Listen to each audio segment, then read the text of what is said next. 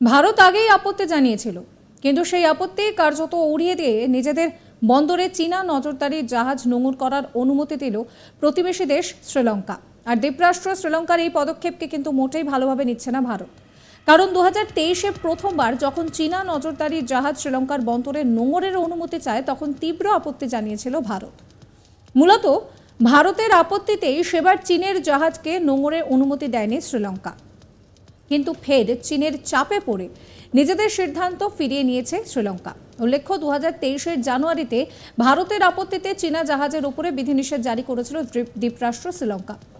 কিন্তু শ্রীলঙ্কার বিদেশ মন্ত্রী আলী সাবরি বিবৃতি জারি করে জানিয়েছেন যে আলাদা আলাদা দেশের জন্য আলাদা আলাদা নিয়ম কখনোই প্রযোজ্য হতে পারে না।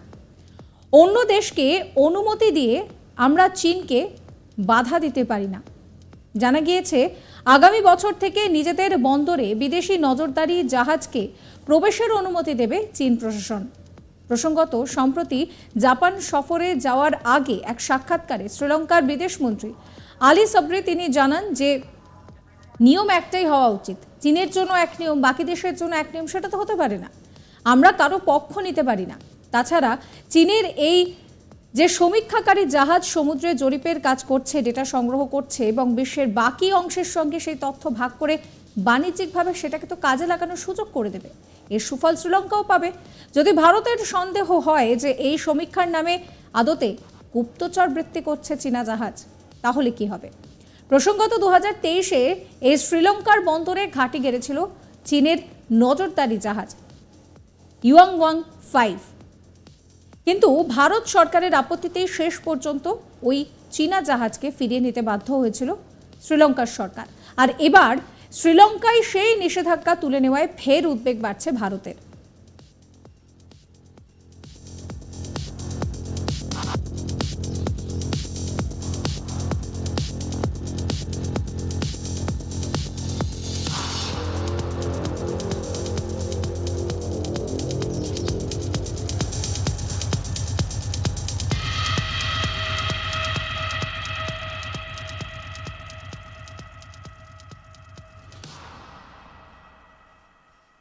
কিন্তু হঠাৎ কেন এই সিদ্ধান্ত বদল করলো শ্রীলঙ্কা? সূত্রের খবর, চীনের সঙ্গে তলায় তলায় ঘনিষ্ঠতা বাড়াচ্ছে দ্বীপরাষ্ট্র শ্রীলঙ্কা। জানা গিয়েছে, 2023 সালে মে মাসে চায়না মার্চেন্টস কলম্বো বন্দরে $400 মিলিয়ন বিনিয়োগের ঘোষণা করা হয়েছিল।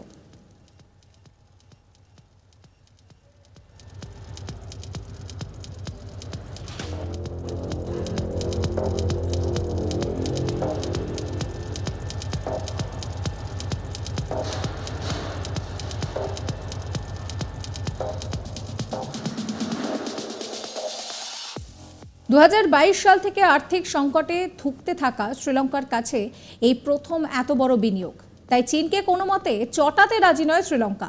রাজনৈতিক মহলের মতে সেই কারণেই ফের চীনা জাহাজকে দেশের বন্দরে নোঙরের অনুমতি দিয়েছে শ্রীলঙ্কা। জানা গিয়েছে, শ্রীলঙ্কার হাম্বানটোটো বন্দরে সম্ভবত নোঙর করবে এই চীনা জাহাজটি। এই বন্দর কিন্তু চীনকে আগেই 99 বছরের জন্য লিজে পাঠিয়েছে শ্রীলঙ্কা। কারণ এই বন্দরটি চীনা ঋণেই তৈরি হয়েছে। ব্যাপক পরিমাণ ঋণ সময়ে পরিশোধ করতে না পারার জন্য এই বন্দরটি চীনকে ব্যবহারের জন্য লিজ দিয়েছে দ্বীপরাষ্ট্রটি। ভারতের উদ্বেগ যে এই বন্দরে নোঙর করার পর ধীরে ধীরে সেখানে সামরিক ঘাঁটি গড়ে তুলবে চীন।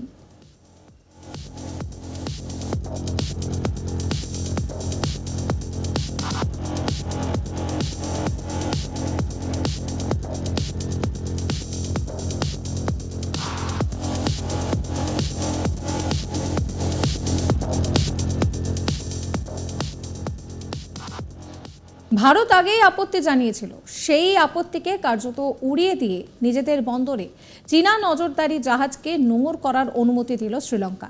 আর শ্রীলঙ্কার এই পদক্ষেপকে কিন্তু মোটেই ভালোভাবে নিচ্ছে না ভারত। কারণ 2023-এ প্রথম যখন চীনা নজরদারি জাহাজ শ্রীলঙ্কার বন্দরে নোঙর করার জন্য অনুমতি চেয়েছিল, তখনও আপত্তি জানিয়েছিল ভারত। মূলত ভারতের আপত্তিতে সেবার চীনের জাহাজকে নোঙরের অনুমতি দেয়নি শ্রীলঙ্কা। কিন্তু ফের চীনের চাপে পড়ে নিজেদের সিদ্ধান্ত বদল করছে শ্রীলঙ্কা।